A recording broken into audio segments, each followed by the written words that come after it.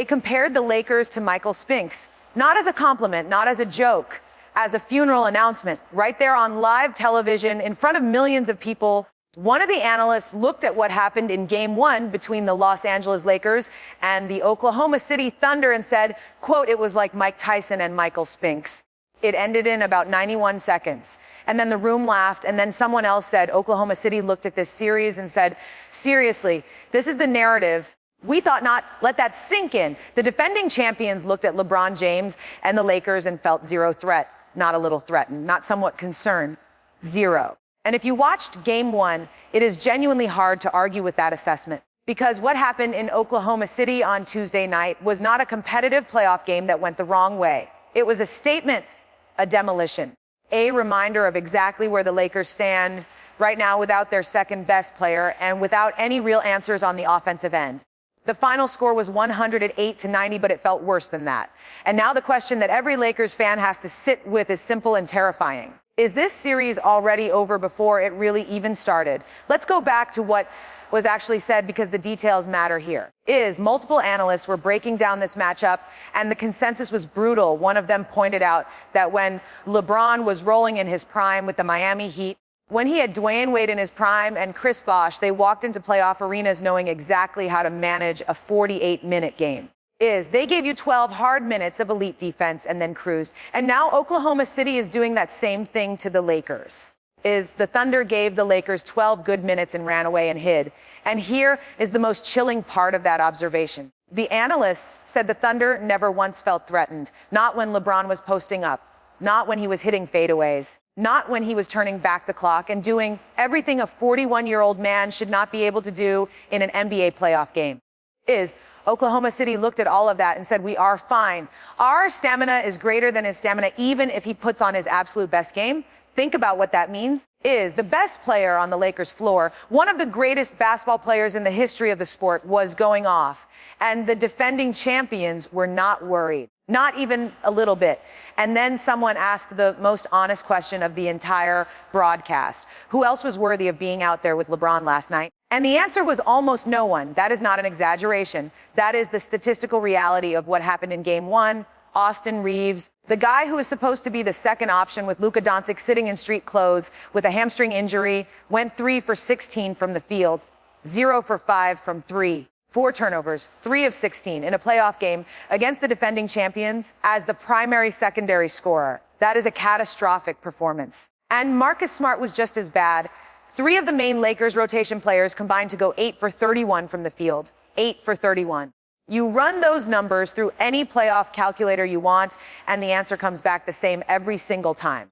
You are not beating the #1 defensive team in the NBA with that kind of output from your supporting cast. It is mathematically impossible. LeBron cannot carry this entire team by himself for 4 wins in a best-of-7 against Oklahoma City. Nobody can. Now let's talk about what LeBron actually did, because he deserves every bit of credit for his performance. He played 36 minutes. He scored 27 points on 12 for 17 shooting. He had only 2 turnovers the entire game, too. In 36 playoff minutes against the best defensive team in the league with every single thing on the line, LeBron James had 2 turnovers. One of the analysts brought up LeBron's 2015 NBA Finals performance when he played without Kyrie Irving and without Kevin Love and still dominated every single statistical category in that series, leading in points, rebounds, assists, and more. The argument was that LeBron should have won MVP that year even though the Cavaliers lost. And that same energy was present in Game 1 of this series. LeBron was the best player on the floor.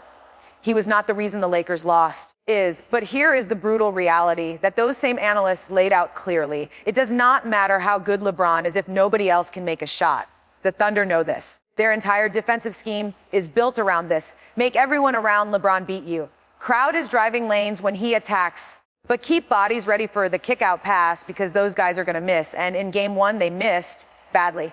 Consistently, historically badly for a playoff game at this level. The comparison to Mike Tyson and Michael Spinks was not random.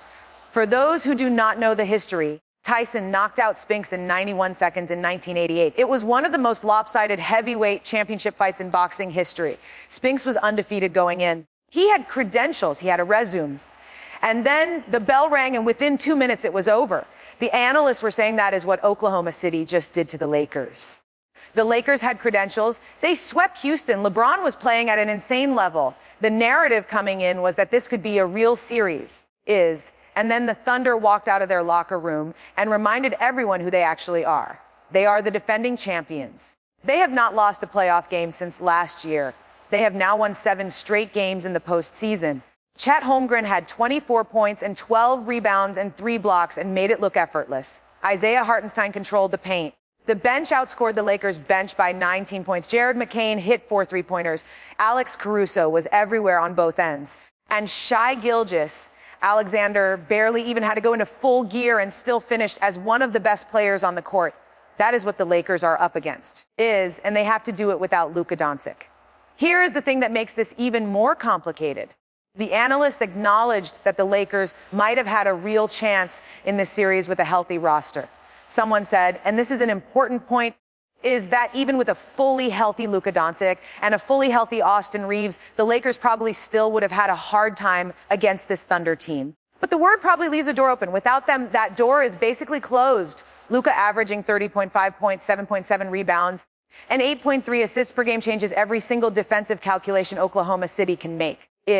When Luka is on the floor, you cannot just load up on LeBron because Luka will burn you from everywhere. You cannot sag off shooters because Luka will find them. You cannot pick your poison when both options are lethal.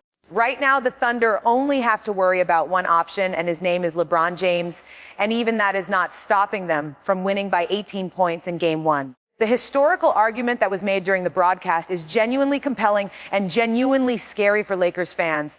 The analyst broke it down clearly.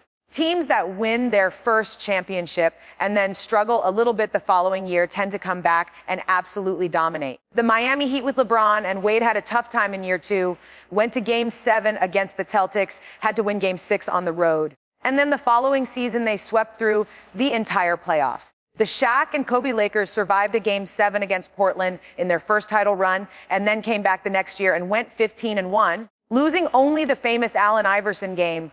The question that was raised on the broadcast was whether Oklahoma City is on that same trajectory. They won the championship last year. They have the young players, the deep roster, the elite coaching, and the complete organizational buy-in on their defensive identity. And they just played the first game of this series like they were running a practice drill. If this is Oklahoma City locked in and motivated and executing their championship blueprint, the rest of the Western Conference should be terrified. The Lakers should be terrified. And yet LeBron James is still here. He is still competing. He is still posting up and hitting fadeaways and making plays and doing things that a 41-year-old human being should not be physically capable of doing at this level. He had only 2 turnovers in 36 minutes. He shot 12 for 17. He was the best player on the floor in a losing effort against the defending champions. And after the game, when a reporter tried to press him about the offensive struggles, he did not panic. He did not point fingers. He defended his teammates. He defended Luka Doncic. He said they were playing against the #1 defensive team in the NBA, and they had great looks and missed them. He said Reaves was out for a month and it takes time to get back. He drew a line and said, we know what we need to fix, and we are going to fix it. Whether the Lakers can actually do that in Game 2 on Thursday night is the biggest question in the Western Conference right now. Because here is the uncomfortable truth that every honest observer has to acknowledge. The Thunder are better. They are younger. They are deeper. They are the defending champions, and they know exactly how to close out a playoff series because they just did it last year for the first time in franchise history. They have the best player in the building in Shai Gilgeous-Alexander, an MVP finalist who scored at least 20 points in every single game of the regular season and who broke Wilt Chamberlain's legendary consecutive game scoring record this year. They have elite role players at every position.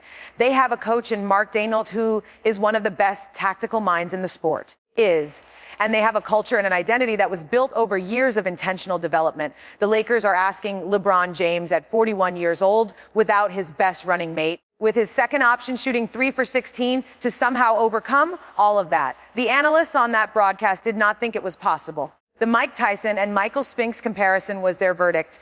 And after watching Game 1, it is hard to say they were wrong. Game 2 is Thursday.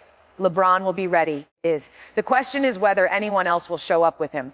But let's not completely ignore what the broadcast said about LeBron's legacy in moments exactly like this one. The 2015 finals comparison is one that resonates deeply with anyone who has followed his career. In that series against the Golden State Warriors, LeBron was playing with a roster that had no business competing at that level.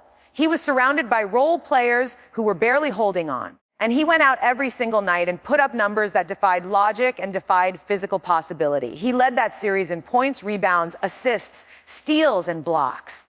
All 5 major statistical categories simultaneously in an NBA Finals, and the Cleveland Cavaliers still lost in 6 games because one man, no matter how historically great, cannot consistently beat a complete team by himself over a 7-game series at the highest level of professional basketball. That is the lesson of 2015. And that is the lesson that Oklahoma City is applying to the Lakers right now in 2026. They are not disrespecting LeBron.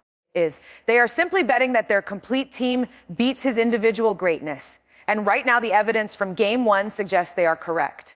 The question for Game 2 and beyond is whether Reaves can find his shot, is whether Vanderbilt can return from his finger injury and give the Lakers that physical edge they desperately need, and whether Luka Doncic gets any closer to suiting up.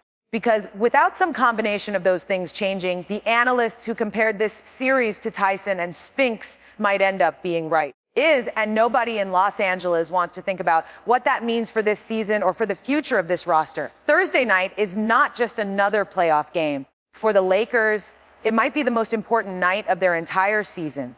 Show up and give the fan base a reason to believe, or fall behind 2-0 on the road and watch the percentages become overwhelming. History says teams down 2-0 win the series about 15% of the time.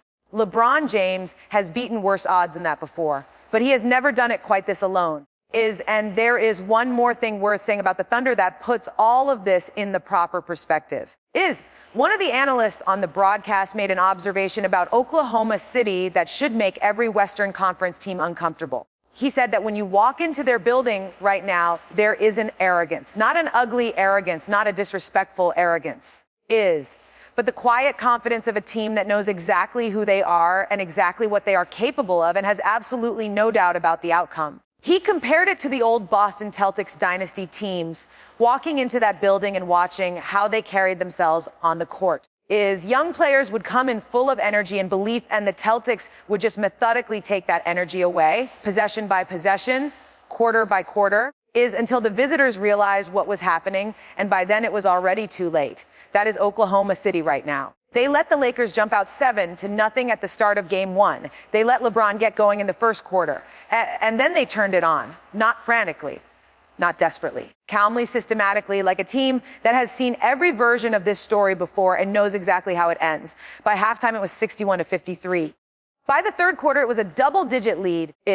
By the fourth quarter, the Thunder had essentially checked out and were playing reserve minutes, while the Lakers were still trying to figure out what hit them. That is championship DNA.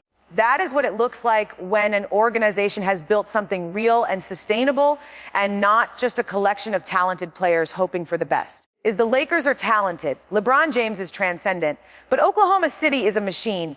And right now that machine is running perfectly. Thursday night, we find out if the Lakers have any way to throw a wrench in it. Do not look away. The series is 1-0. Everything that happens next defines this Lakers season. And maybe something more than that. LeBron James will be ready on Thursday. The only question left is whether anyone will be ready to stand next to him when it matters most. Game 2, Oklahoma City, Thursday night. Be there. The Lakers cannot afford to let this slip away. Not now. Not like the